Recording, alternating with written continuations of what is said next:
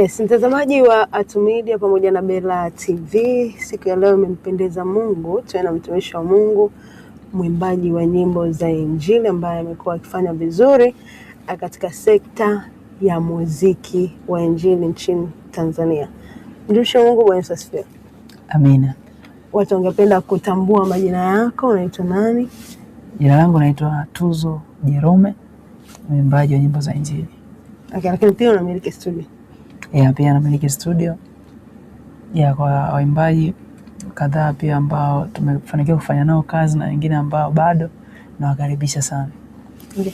Watu walikutambua kupitia wimbo gani? Wananipigania ambao naifanya nao Biafra. Okay. Uliachia mwaka gani? Mwaka huu. Ilikuwa ni mwaka huu, miezi miwili imepita. Na wimbo huu umekuwa na matokeo mazuri sana.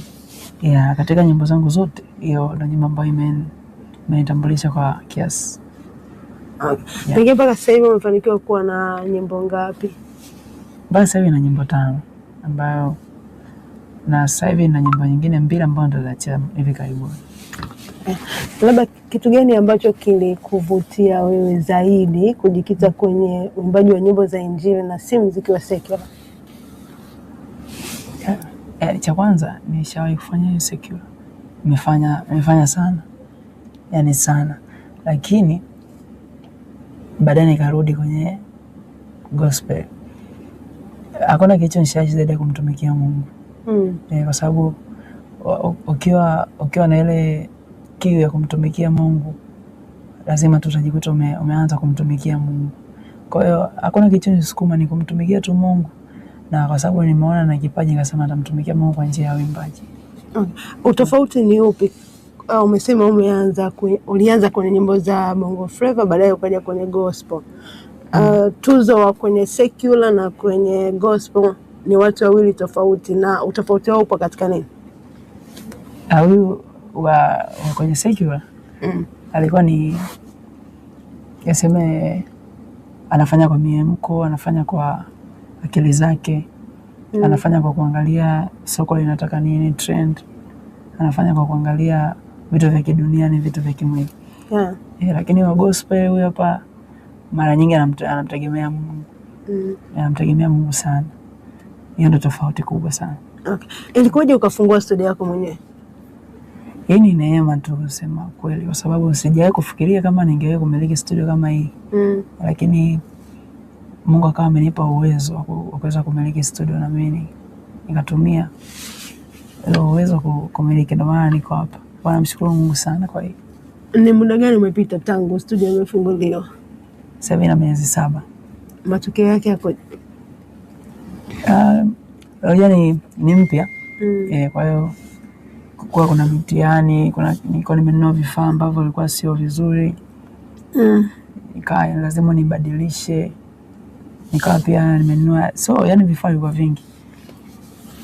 Nikaingia hasara kununua vitu mara 2 kwa sababu nilikuwa ni mgeni kwenye hivyo vitu. Kwa hiyo nilinunua vitu ambavyo vilikuwa sio bora kwa wakati huo. Kwa hiyo lazima ninunue tena. Lakini namshukuru Mungu, licha ya yote bado nimesimama na nimepata vitu ambavyo ni vya uhakika. Na namshukuru Mungu, waimbaji wameanza kuniamini, wameanza kuja kufanya kazi. Miezi 7 ni mingi. Pengine utofauti wa studio yako na studio zingine unahisi upo katika nini?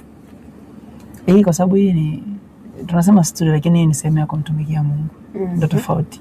Sababu sio kila studio inamtumikia Mungu. Nyingine wanafanya kama biashara kabisa.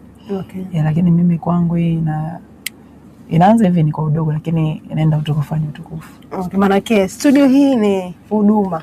Ni huduma. Studio kuwainua wengine. Ndio maana ukisema sababu sio mwimbaji, lakini ungekuwa mwimbaji afu kaja tukaongea, ungeelewa hapa ni huduma, sio kwamba ni biashara au ni sehemu ambayo inatumika kumtumikia Mungu kupitia uimbaji. Okay. Ni waimbaji gani wakubwa ama chipukizi ambao tayari wamerekodi kwenye studio hii ya Tuzo Music Sound? Mwimbaji mkubwa ni Godfrey Steven ambaye amefanikiwa kurekodi lakini Obi Alpha alirekodi hapa, lakini kwa njia ya kutuma data, hakufika studio. Yeah, waimbaji wengine wachanga wengi sana. Kuna Abrahamu, kuna mwimbaji anaitwa James, kuna mwimbaji anaitwa Rosta. Kuna waimbaji wengi sana. Okay. Yeah. Labda wewe huwa unazingatia nini pale unapomsaidia mwimbaji hasa katika upande wa kurekodi? Cha kwanza lazima nijue kwamba mtu ana kipaji kweli. Kwa sababu mwisho wa siku namtumikia Mungu, lakini lazima niangalie kwamba huyu mtu ana kipaji kweli cha kuimba. Ndio maana hata kuna nimeanzisha program ya kutafuta wasanii wa kuwasimamia. Cha kwanza naangalia kwamba ana uwezo wa kuimba. Alafu cha pili sasa tutakuja kumwangalia kwenye upande wa kiroho. Lakini kipaji kwanza, kwa sababu hapa ni kwa sababu ya muziki. Kwa lazima tutafute mtu ambaye anajua kwanza muziki. Baada ya hapo tutaanza kumwelekeza vizuri kwenye mambo ya kiroho. Baada hapo atakuwa huru kufanya kazi. Sawa, labda mpaka sasa hivi ni wimbo gani ambao umefanya vizuri kati ya zile nyimbo ambazo zimerekodiwa katika studio hii? Amefanya vizuri na Ananipigania, ambayo nilifanya na Obi Alpha. Kwenye ulirekodia hapa? Hiyo tumerekodi hapa. Okay. Wow. Unapima vipi mafanikio yako? Najitathmini kila siku kwamba kama siku ya leo nimefanikiwa vitu gani ambavyo nilikuwa nimeviplan kwa siku ya leo, na vitu gani nisikuweza kuifanikisha, basi naangalia ni wapi niliteleza. Kwa hiyo kesho naamua kurekebisha makosa. Kwa hiyo najitathmini kila siku. Yeah. Umetuambia umefanya kolabo na Obi Alpha na imekuwa na mapokeo makubwa. Pengine siku za hivi karibuni tutarajie kuona kolabo nyingine au tutakuona mwenyewe? Kwa sasa hivi kwa project ambazo ziko mbele yangu hakuna kolabo. Yeah, lakini baada ya hizi hapa, maana ina nyimbo karibia zinaenda 7 ambazo nitaacha peke yangu, lakini baada ya hapo nitaanza kuruhusu tena kolabo, maana nimefanya kolabo nyingi sana. Yeah, nimefanya nyingine hazijatoka. Kuna ambayo itatoka wiki ijayo, nimefanya na mtoto mmoja anaitwa Ella Steven. Kwa hiyo na kolabo nyingi. Kwa hiyo sasa hivi lazima nipunguze kolabo, pia watu waanze kuniona nikiwa peke yangu. Kuna mwimbaji anatamani kuimba lakini hajawahi ingia hata studio kwa mara ya kwanza, na akikutazama wewe kwenye mitandao ya kijamii umekuwa na followers wengi sana. Kipi ajifunze kutoka kwako? Anachokiona cha kujifunza ajifunze, lakini mimi naamini sana Mungu ndo anamuongoza mtu. So mimi Mungu anakonipitisha, inawezekana pia yeye asipite huko, akapita sehemu nyingine tofauti kabisa. Kwa akienda kwa kuniangalia mimi simshauri, lakini namshauri yani Roho Mtakatifu amuombe, amuongoze, kwa sababu yani kuna utofauti mkubwa sana mimi na huyo mtu. Yani utofauti ni mkubwa sana, lakini kikubwa ni unyenyekevu kwa Mungu ili aweze kukuongoza. Kwa sababu mpango wetu, yani kibinadamu sisi tunaenda fiongo sana. Okay. Yeah. Tumekuwa tukisikia kauli kwamba kuna utofauti kati ya muziki wa sasa na wa zamani. Utofauti wake unahisi upo kwa nini? Muziki tofauti hamna tofauti ya muziki wa zamani na sasa hivi, ila kilichoongezeka ni teknolojia imekuwa kubwa. Imekuwa kubwa sana.